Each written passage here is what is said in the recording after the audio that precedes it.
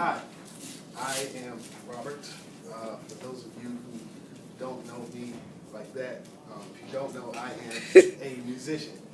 I play the piano, the drums, and I sing a little bit as well.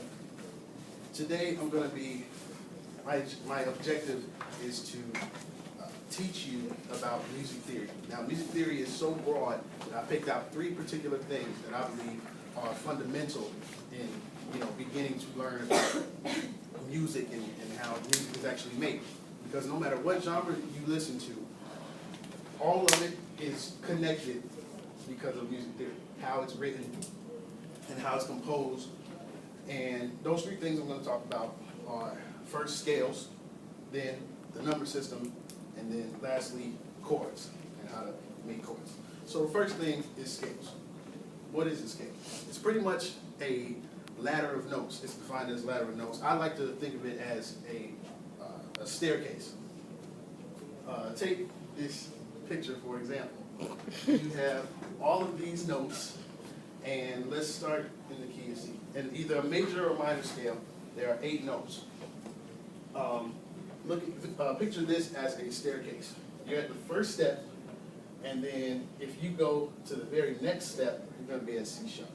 Now let's say you're at that staircase and you say, no, I don't want to take the next step. I'm going to go to the one after that. That will be defined as a whole step because you skipped one.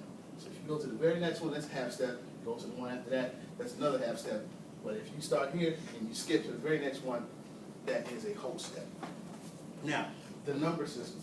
This one is very simple as far as remembering that.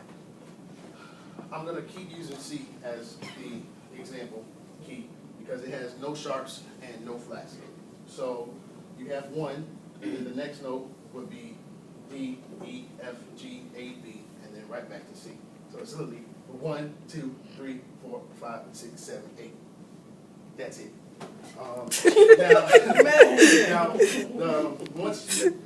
The difference between major keys and minor keys when it comes to chords is a major chord. You could listen to something and something being played in a major key could be exciting or happy and make you feel full of joy, while as a minor key, somebody playing in a minor key, it could be something that's kind of sad or real dark and sorrowful or something like that. So to build a chord, you start with the key that you're in. You're going to start with C. And if you're playing in a major key, you're going to take the major third. So 1, 2, 3. That's the major third. Then you're going to add the major fifth. 1, 2, 3, 4, 5. So you got C, you got E, and you got G. Now, to make play a minor chord, all you have to do is take this note right here, the major third, and drop it down a half step. So instead of playing, you're in the key of C, instead of playing the E, you're going to play an E flat. And that is the difference between major and minor chords. Now, the reason I felt like sharing the difference between chords with you is because if you take this information and you actually apply it, and you learn the difference between major and minor, learn how to play different chords, I guarantee you will never listen to music the same again. And if you learn, if you can play a major or minor chord, you can literally play anything. As well as if you learn the number system, you'll also be able to know eventually as you progress and keep practicing, you'll also be able to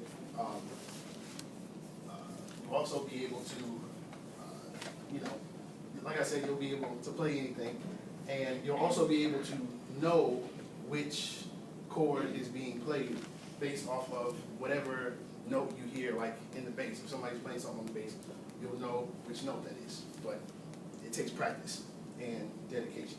So, in conclusion, you learned about scales, you learned about the number system, and you learned about chords. And I share this with you to be able to help you learn about music and actually know the science behind what you're actually listening to, so you'll actually know what you're listening to instead of hearing something that's like, oh yeah, that has a cool beat. You'll actually have an understanding, okay, that this is actually an art, and it is a piece of work and a piece of art instead of just something you hear on the radio. Thank you.